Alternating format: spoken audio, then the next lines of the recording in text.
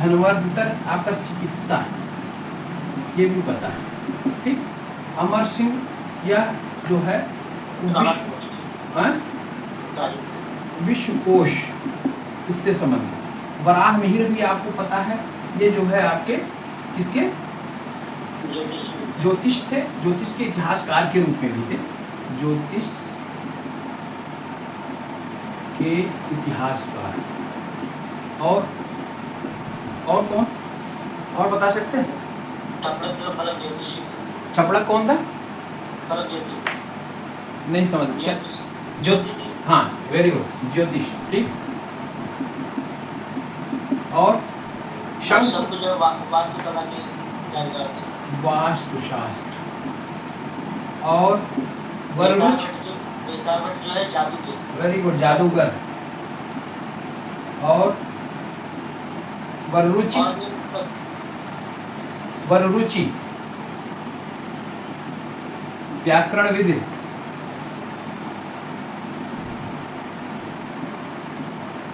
और घटकर पर ये कूटनीतिक, वेरी गुड, बहुत अच्छा।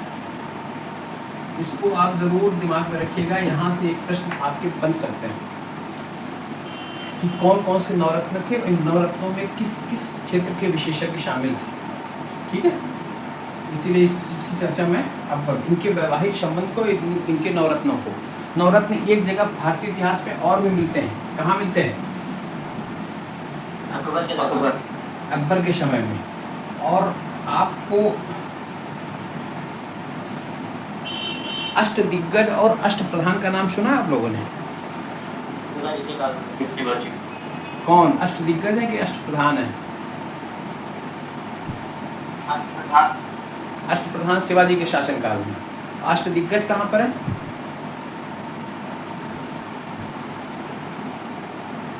कृष्णदेव राय के शासनकाल। शाबाश, वेरी गुड। किस वंश का शासक था? कहाँ का शासक था कृष्णदेव राय? तुलु वंश। बढ़िया अध्ययन आप लोगों ने किया है भाई, अच्छी बात है, ठीक है। इसी तरीके से आप अपने दिमाग को चतुर्दिक हमेशा प्रयोग करते रहिए, ठीक है। तो ये आपको मिलेगा भी, मैं जब मॉड्यूल पढ़ाऊंगा तो आपको वहाँ पे नवरत्नों के विषय में बता दूंगा, लेकिन इस नवरत्न को जरूर याद रखिए। अष्टदिग्गज अष्टप्रधान में लोग अक्सर कंफ्यूज कर जाते हैं कि अष्टदिग्गज कहाँ है, अष्टप्रधान कहाँ है। बड़ी बात नहीं है, लेकिन लोगों की हो सकता है कि दिमाग में नहीं आता हो। तो अष्टप्रधान क्या था? वो शिवाजी के 8 क्या थे? मंत्री थे कि सचिव थे? बता सकते हैं कोई?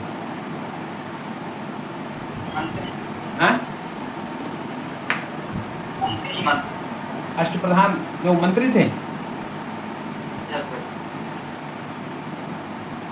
एक प्रश्न आया हुआ है इसलिए मैं आपसे पूछ रहा हूँ, पीसीएस का प्रश्न। अष्टप्रधान जो वो मंत्री की भांति कार्य करते थे? नहीं, वो सचिव की भांति कार्य करते थे। वो विभाग के अध्यक्ष तो जरूर थे, लेकिन कोई निर्णय ऐसे नहीं ले सकते, वो दिशा निर्देश उनको शासक की तरफ से मिलता था, ठीक है। तो ये प्रश्न आया हुआ इसलिए मैं आपसे प्रश्न किया कि वो मंत्री की भांति कार्य करते थे कि या सचिव की भांति? तो वो सचिव की भांति कार्य करते थे अष्टप्रधान में। चलिए हम आते हैं फिर आगे। अब चंद्रगुप्त प्रशासन, जब गुप्त का पढ़ाएंगे तो फिर मैं डिटेल्स पढ़ाऊंगा उसको। मर्श प्रशासन से मैं तुलनात्मक रूप से विभेदीकरण स्थापित करते हुए उसको मैं आगे ले चलूँगा। लेकिन आप इनके विषय में, चंद्रगुप्त विषय में आप इतने जानिएगा, एक तो उनको वैवाहिक संबंधों के विषय में, हाँ एक चीज़ और, उन्होंने जो सिक्के जारी किए वो सिक्के किस प्रकार के थे, ठीक है। वो सिक्के आपको एक तो धनुर्धर प्रकार के, ठीक। दूसरा सिक्का इनका वहाँ देखिए व्याघ्रहंता था, इनका सिंह निहंता, सिंह निहंता प्रकार के।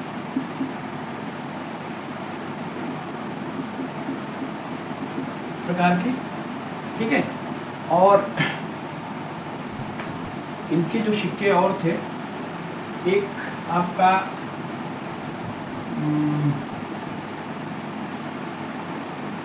पर्यंक प्रकार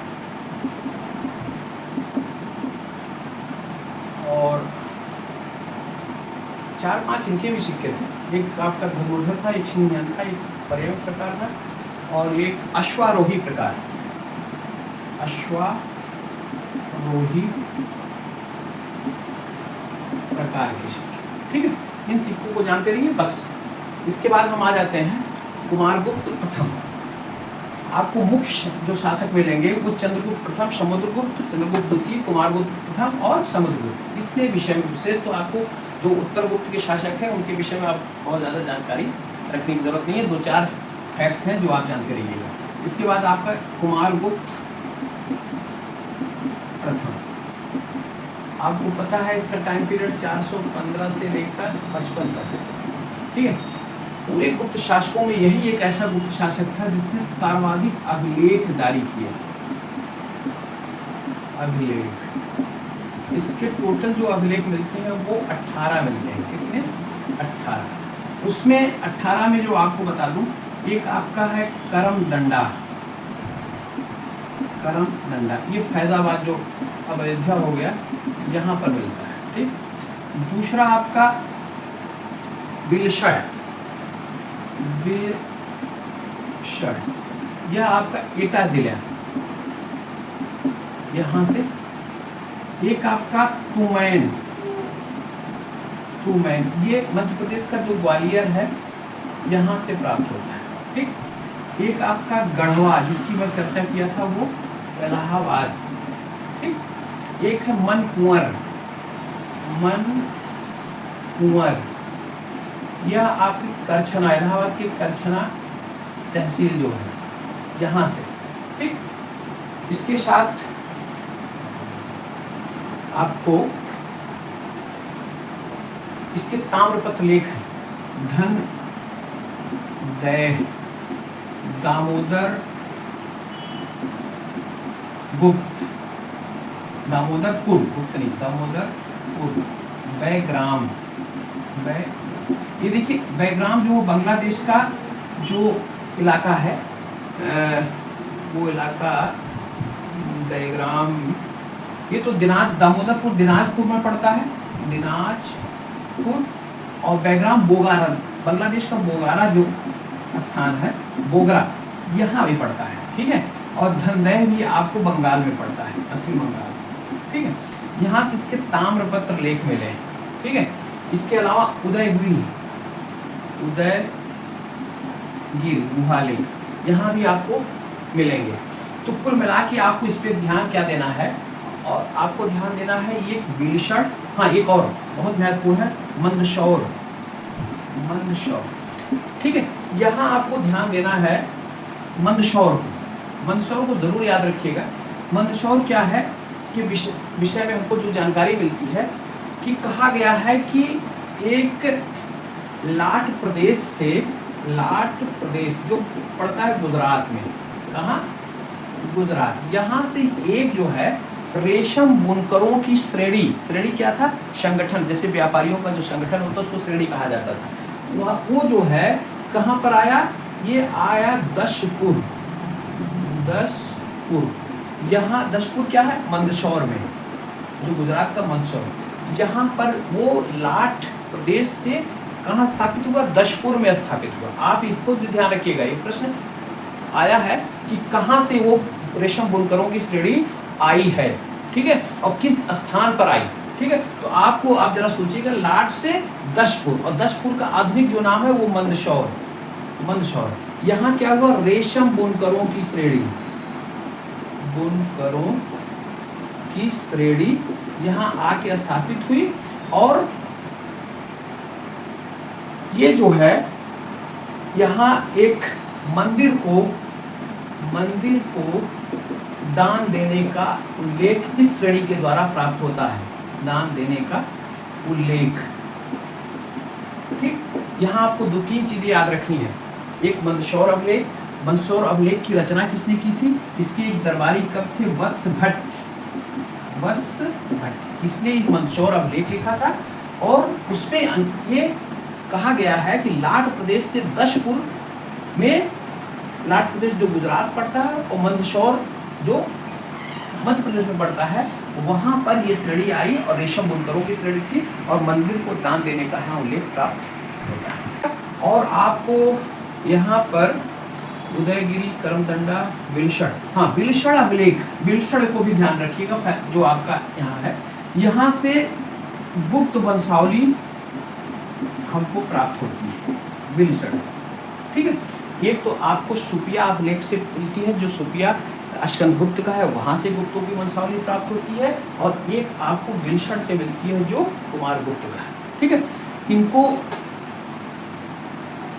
इन तथ्यों को कभी मत भूलिएगा, इसमें खासकर मंदसौर अभिलेख को तो कदापि मत भूलिएगा।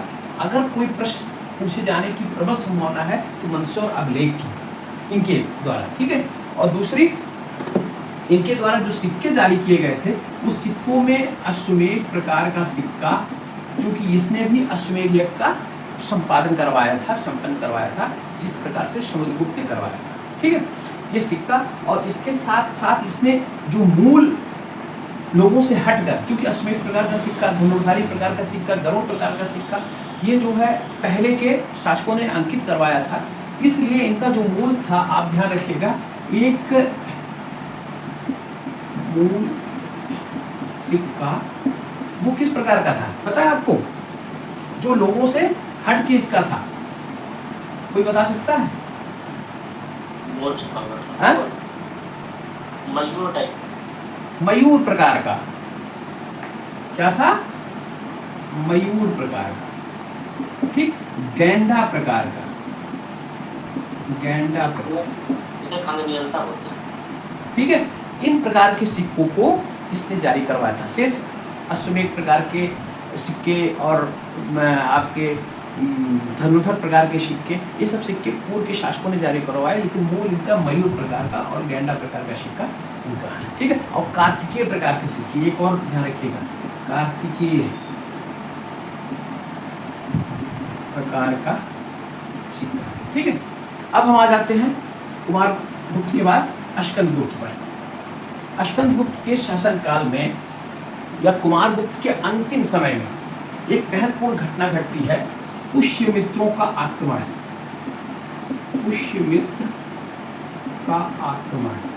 देखिए, पुष्यमित्र एक जाति थी, वो जो नर्मदा नदी के किनारे एक मेकल प्रदेश था, मेकल प्रदेश, यहाँ पर निवास करती थी, ठीक है। इनका आक्रमण कुमारगुप्त के शासन के अंतिम समय में, कुमारगुप्त के शासन के अंतिम समय में हुआ, ठीक। इस कुमारगुप्त के शासन के अंतिम समय में पुष्यमित्रों के आक्रमण का मुकाबला करने के लिए कुमारगुप्त ने क्या, किसको नियुक्त किया? स्कंदगुप्त, ठीक है। और इसने परास्त किया, ठीक। इसकी जो सूचना मिलती है वो हमको भीतरी अभिलेख से मिलती है, जो गाजीपुर के सैदपुर तहसील में स्थित है। सैदपुर तहसील। देखिए, स्कंदगुप्त के दो अभिलेख बहुत महत्वपूर्ण हैं। एक अभिलेख आपका भीतरी, लिख लीजिए, पुष्यमित्रों का आक्रमण। पुष्यमित्र एक जाति जो नर्मदा नदी के किनारे मेकल प्रदेश में निवास करती थी। कुमारगुप्त के शासन के अंतिम समय में आक्रमण हुआ, और इस आक्रमण को रोकने के लिए या इसका मुकाबला करने के लिए कुमारगुप्त ने स्कंदगुप्त को नियुक्त किया, ठीक है। और इसके विषय में जो सूचना प्राप्त होती है वो भीतरी अभिलेख से प्राप्त होती है, ठीक है। भीतरी अभिलेख।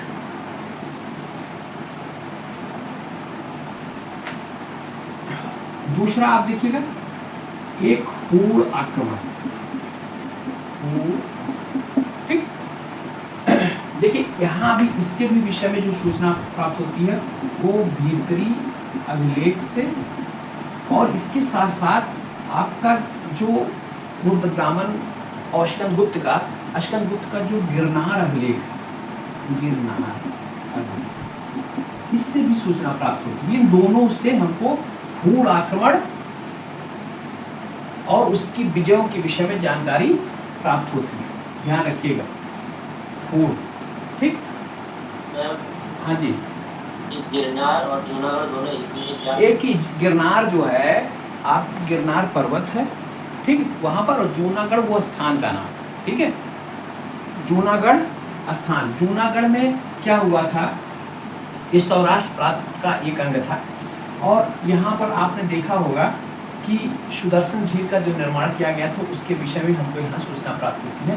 यहाँ अश्कंदगुप्त ने क्या किया था, इसके जो प्रशासक, प्रांत का जो राज्यपाल था, उसको पर्णदत्त को नियुक्त किया था, पर्णदत्त। और जो जूनागढ़ स्थान है, वहाँ जो नहरें निकाली गई थी उसको मरम्मत करने का कार्य किसने किया था, चक्रपालित ने किया था, चक्रपालित ने किया, ठीक है।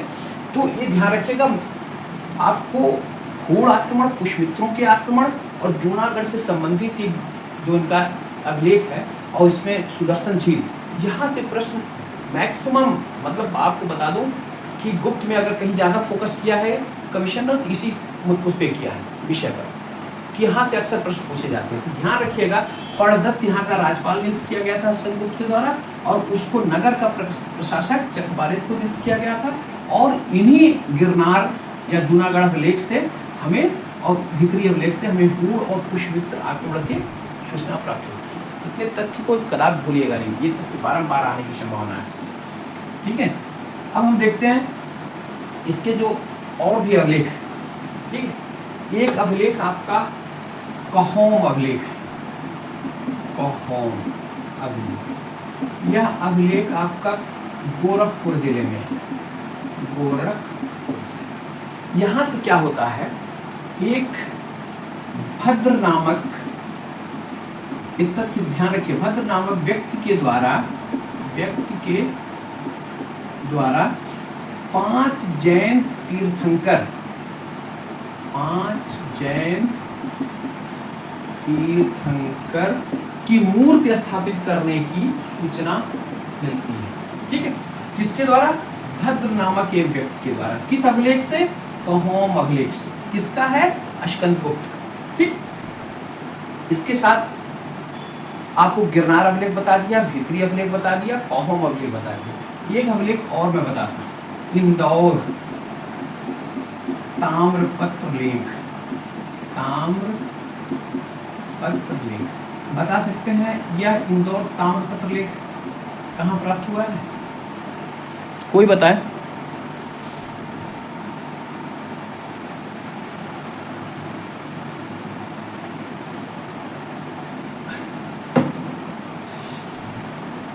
कोई हमें बताए कहाँ स्थित है इंदौर ताम्रपत्र लेख।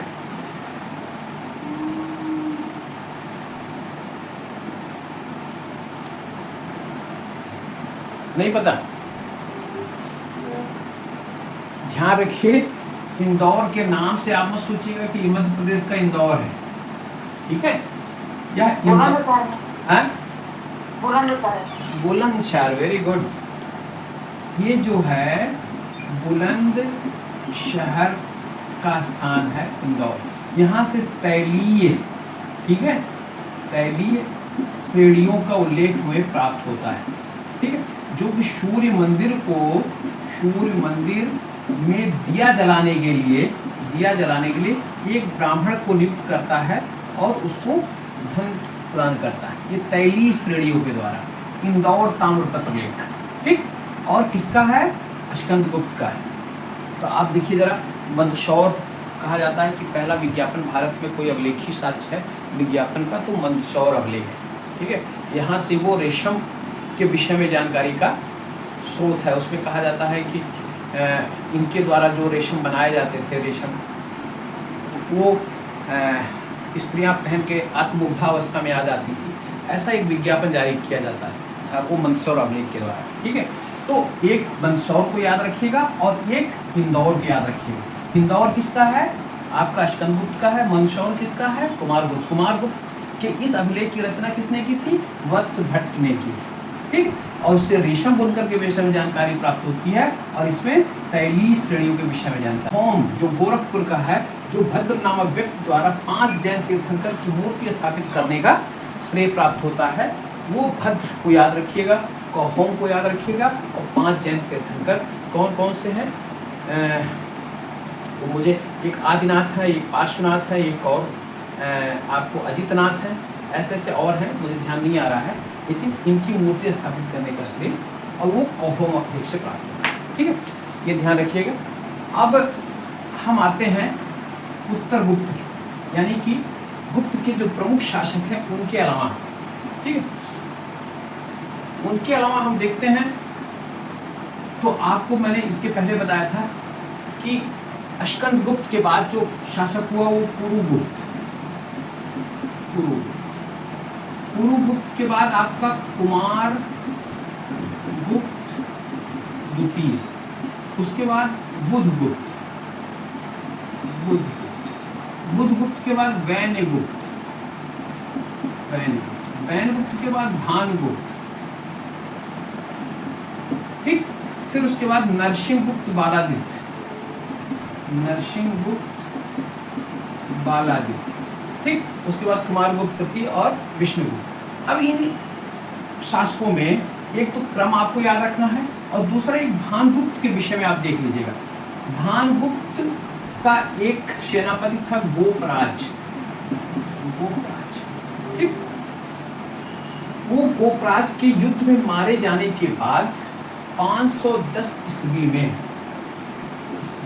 ठीक, एरण से एक अभिलेख प्राप्त होता है, एरण अभिलेख यहाँ से प्राप्त होता है कि गोपराज की पत्नी जो है अपने पति के मृत्यु के बाद सती हो जाती है, सती हो जाती है, ठीक। अब यहाँ सती प्रथा का प्रथम अभिलेखीय साक्ष्य कहाँ से प्राप्त होता है, तो आप इसको ध्यान रखिएगा, ये अभिलेखीय साक्ष्य एरण अभिलेख, एरण अभिलेख किसका है? भानुगुप्त का। किसकी डेथ होती है? इसके सेनापति गोपराज की, वो, ठीक है। प्रश्न किसी भी प्रकार से पूछा जा सकता है कि अभिलेखी अक्सर तो पूछा जाता है कि वह कौन सा अभिलेखी साक्ष्य है जिससे पता चलता है सती प्रथा का। पहला अभिलेखी साक्ष्य तो आप ध्यान रखिएगा वो एरण का अभिलेख है।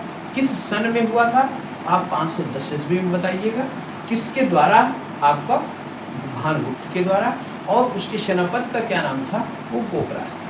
ये 4 प्रकार के प्रश्न यहाँ से बनने की संभावना रहती है, ठीक है। तो आप इनके विषय में जान लीजिए, ठीक। अब मुझे लग रहा है उत्तर के किसी शासक को जानकारी के बारे में जानकारी की बहुत ज़रूरत नहीं है, इतने से आपका प्रश्न हल हो जाएगा। हाँ, एक चीज़ और, एक बात मैं और कहना चाहता हूँ। एक परम भागवत, देखिए गुप्त शासक क्या था, अक्सर परम भट्टारक, महाराजाधिराज, परम भागवत ऐसी उपाधियाँ धारण करते थे, ठीक है।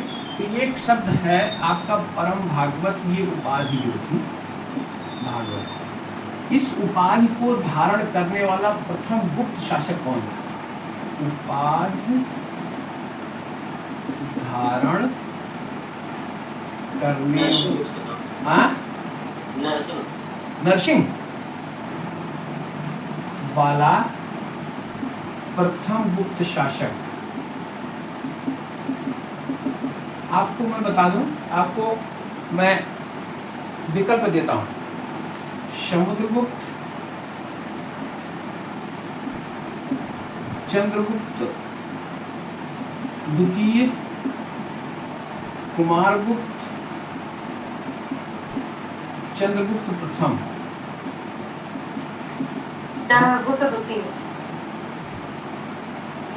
चंद्रगुप्त द्वितीय। देखिए यह प्रश्न भी कमीशन से आया और इसका उत्तर बड़ा अजीब रहा है। एक गया ताम्रपत्र लेख मिलता है, ताम्रपत्र लेख, कहाँ से?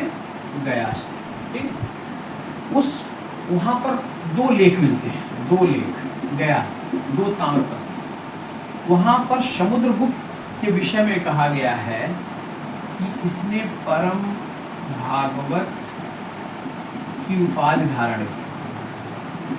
उपाधि धारण, अब जरा ध्यान रखिएगा, कहाँ गया ताम्रपत्र लेख से, ठीक। समुद्रगुप्त के विषय में कहा गया है कि इसने परम भागवत की उपाधि धारण की। क्वेश्चन जब कमीशन के द्वारा पूछा गया और ऐसे आंसर उसमें विकल्प दिए गए तो उसमें उत्तर क्या मिला, चंद्रगुप्त द्वितीय, ठीक है।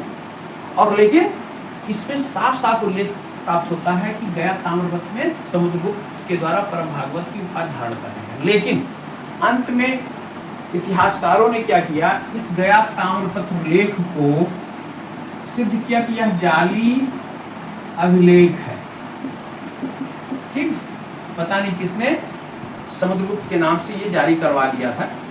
इसकी ऐतिहासिकता को संदिग्ध मानते हुए इतिहासकारों ने अंत में उत्तर किसको माना, चंद्रगुप्त द्वितीय। लेकिन साक्ष्य के रूप में गया ताम्रपत्र लेख पर समुद्रगुप्त के विषय में कहा गया है कि इसने परम भागवत की उपाधि धारण की, ठीक। इसलिए उत्तर अगर लगाइएगा तो चंद्रगुप्त द्वितीय को लगाइएगा और शेष जो है अपने तर्क के लिए इन तथ्यों को दिमाग में रखिएगा। अगर कभी आ जाए बहस करने के लिए तो आप अपने आर्गुमेंट को दीजिएगा कि नहीं, यह ताम्रपत्र लेख इतिहासकारों ने जाली ताम्रपत्र लेख से दिया है, उनका समुद्रगुप्त का नहीं माना है, ठीक है। इस वजह से इसका करेक्ट आंसर क्या होगा, चंद्रगुप्त द्वितीय होगा, ठीक है। चलिए अब आपको एक दो उपाधि आपको बता दूं, मेरे दिमाग से उसमें एक महेंद्रादित्य, ठीक, श्री महेंद्र और अश्वमेघ महेंद्र,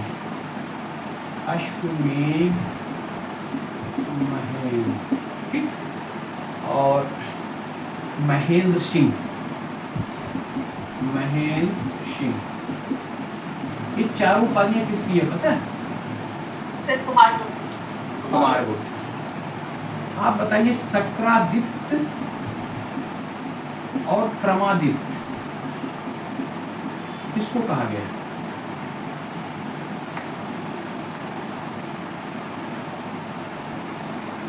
बताइए।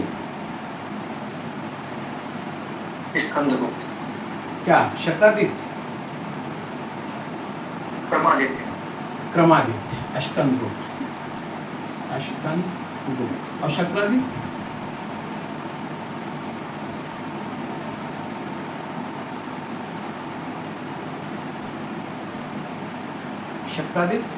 ये कुमारगुप्त को, ठीक है। अब मैं एक समरी आपको बता दूं जहां पर आपको बहुत ज्यादा फोकस करने की जरूरत है। ये तो पहले जानते रहिएगा कि गुप्त संवत जो जारी किया गया था, ठीक, ये बहुत महत्वपूर्ण है 319 ईस्वी में। दूसरा आपको बता दूं, आपका अश्वमेघ प्रकार के जो सिक्के, ये बहुत महत्वपूर्ण है, जो आपका समुद्रगुप्त और कुमारगुप्त का, ये प्रश्न आता है। तीसरा आपको 12 जो विजय हैं वो किस इतिहासकार ने उसको धर्म विजय कह के संबोधित किया, ठीक है, ये आता है, ये अक्सर पूछा जाने वाला है। और इनके शासनकाल में किस धर्म को प्रश्रय दिया गया था, भाषा क्या थी, किस भाषा को प्रश्रय दिया गया, किस धर्म को प्रश्रय दिया गया, और कला के क्षेत्र में क्या क्या परिवर्तन हुए। आपको पता होना चाहिए कि मंदिर निर्माण हमारे पूरे इतिहास काल में पहली बार जो कला प्रकट होती है वो प्रकट होती है गुप्त काल में। इसके पहले कभी मंदिर हमारे यहाँ नहीं मिले, ठीक है। हम मूर्तियाँ तो बनी लेकिन मंदिर के साक्ष्य नहीं मिले। मंदिर के साक्ष्य पहली बार अगर कहीं मिले तो गुप्त काल में, ठीक है। और आपको गुप्त काल के जो प्रमुख मंदिर है, देवगढ़ का दशावतार मंदिर, और घुमरा का शिव मंदिर, नथना कोठार का पार्वती मंदिर, शिरपुर का लक्ष्मण मंदिर, भितरगांव का ईंटों का बना मंदिर, ठीक है। ये मंदिर बहुत महत्वपूर्ण है, ठीक है, इसको ध्यान रखिएगा। और इसके साथ साथ गुफाओं के क्षेत्र में बाघ की गुफा, अजंता की गुफा, ठीक है, इस गुफा में आपने अभी तो मैं बताया नहीं, लेकिन ध्यान रखिएगा कि अजंता की गुफा का 16, 17 और 19, ठीक है, ये गुफा संख्या बहुत महत्वपूर्ण है। अजंता में आपको कौन कौन से किस धर्म से संबंधित गुफाएं मिलेंगी अजंता में और एलोरा में? एलोरा बता सकते हैं कौन कौन सी हैं?